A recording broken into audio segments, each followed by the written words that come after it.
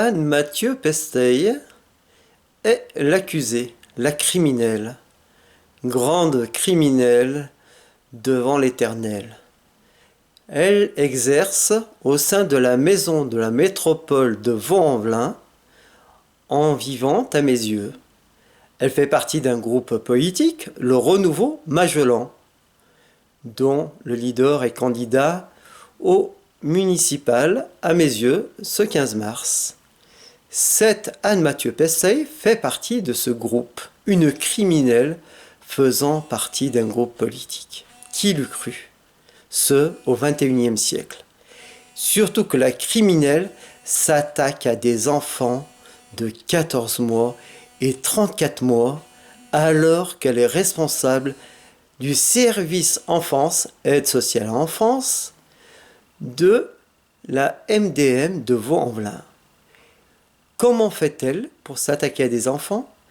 Elle répand, elle donne des propos mensongers à une juge afin qu'elle maltraite les dits enfants. C'est-à-dire le petit Rabat et la petite Nejma. Voilà, 14 mois et 34 mois. Sans vergogne, sans cœur, même pas une once d'humanité. Comment peut-on placer une personne pareille à la tête d'un service enfance? J'ai vu l'un de ses collègues, M. Sylvain Bresse-Véricel, à la direction du service enfance. Et que m'a-t-il dit?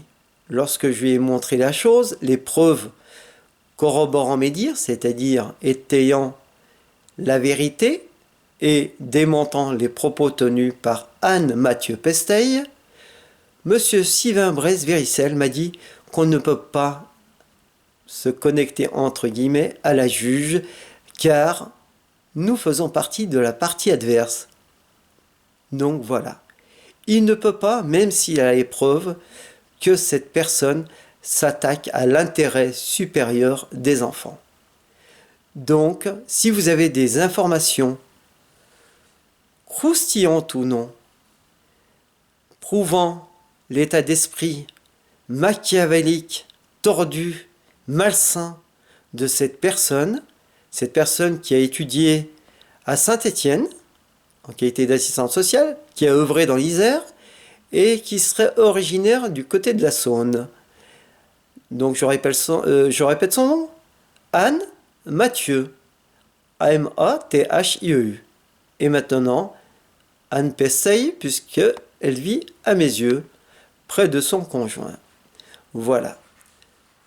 S'il vous plaît, aidez ces enfants, soustrayez de ces griffes tous les enfants en apportant toute information prouvant et étayant la véracité de mes propos. J'ai déjà des documents écrits qui le prouvent, mais un peu plus, un peu moins, ce n'est pas de trop.